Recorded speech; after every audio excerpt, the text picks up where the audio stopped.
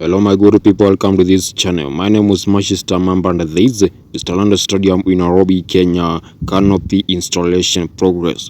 This is TALANTA Stadium in Nairobi. Canopy installation progress. Today is December 2025 and this is what China Roads and Bridge Corporation Company has done concerning the roofing and installation of canopy. TALANTA Stadium in Nairobi, Kenya will not have a reactable canopy. If you know the canopy of Kasarani Stadium, that is what is going to be installed in TALANTA Stadium in Nairobi, Kenya. The height from the ground surface to the roofing is 56 meters. You have heard me correct. The height from the ground surface to the roofing is 56 meters. That height is insane. And you can see what China Roads and Bridge Corporation Company has done so far. Let's give them credit. They have installed catwalks within just less than a month.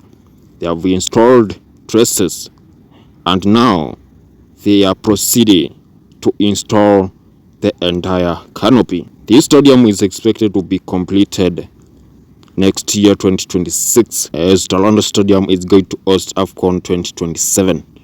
You can see everything for yourself. Just final touches and you say, now we have a mega stadium ready to host AFCON 2027, Africa Cup of Nations 2027. Just a few steps and here TALANTA Stadium is complete. And you can see for yourself what I'm talking about. You can see they have already painted. You can see just remaining the installation of seats. You can see for yourself what they have done. Everything you can see for yourself. The entire roofing progress. The installation of catwalks is done. Trusses is done. Extension of trusses to allow smooth installation of canopy. You can see also the machines are at work. This stadium is being constructed on Jamhuri grounds along Gong Road near Dagoret Corner, 10 kilometers west of Nairobi CBD, Central Business District. The total construction cost is 344.5 million US dollars, which is equivalent to 44.7 billion Kenya shillings.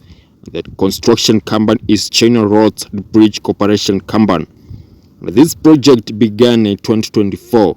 March 31st under a public-private partnership under the supervision of KDF, Kenya Defense Forces. And this project was expected to be complete by December 2025, but due to changes is going to be completed by early 2026. This stadium is going to host AFCON 2027. It's going to be the largest in Kenya and among the largest in Africa. This stadium is built with modern facilities.